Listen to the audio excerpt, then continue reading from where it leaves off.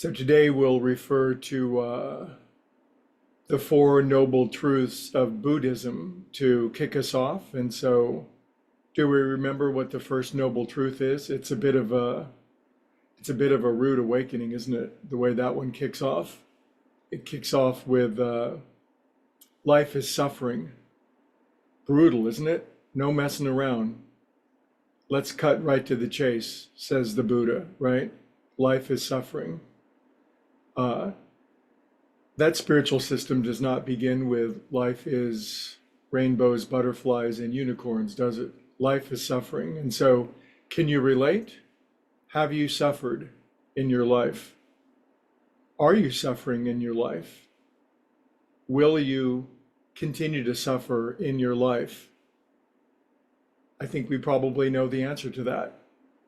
Yet, that's the first noble truth of Buddhism. It goes on with there's three other ones, and then it branches out into a spiritual system ultimately designed and given to alleviate and heal suffering, which is good news. So earlier at the start of class, when I said all pain and suffering is caused by sin, let me say that in a different way, a sort of a more modern, updated way, but still with the same import. And I would say that all pain is caused by resistance. It's another way of saying it. Pain is resistance. Suffering is resistance. Suffering is misalignment from the will of the universe or the will of God.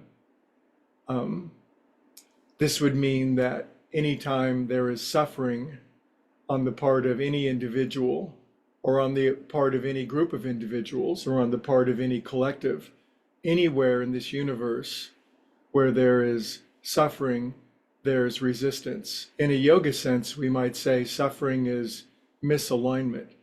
When you go to a yoga class, you go through these wacky positions, physical ones, and they're designed to produce a physical alignment, but ultimately they're quite sneaky. They begin to produce an emotional, a mental, a philosophical, and a spiritual alignment as well.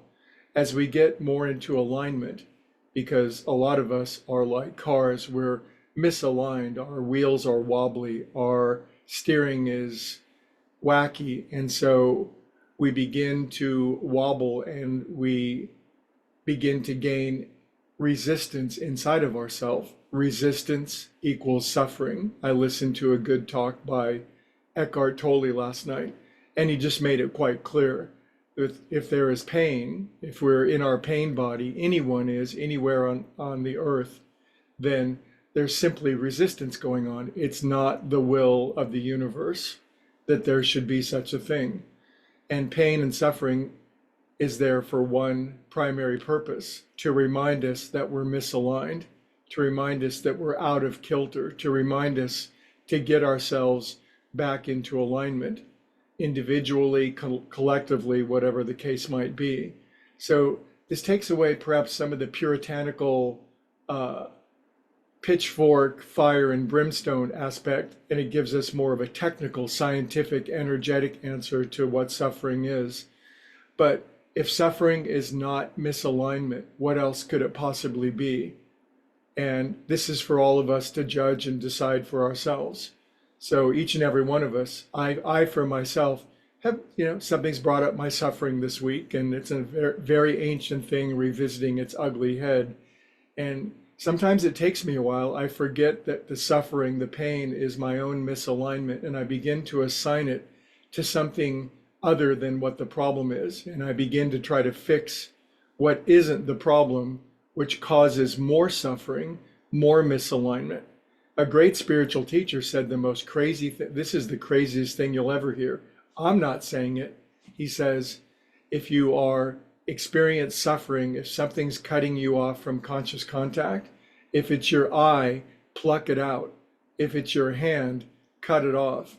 I don't know that more dramatic language can be stated to remind us how important our conscious contact, how important our very alignment is. And when we're cautioned that if pain is upon us, to heal the misalignment first and put that first, then I think that's where the message is. So if I ruffled some feathers with how I said it, I am a feather ruffler, but I think it always stimulates a deep desire for greater understanding. And it's my hope that it comes for each and every one of us in the way that works best for you. I'll see you all tomorrow.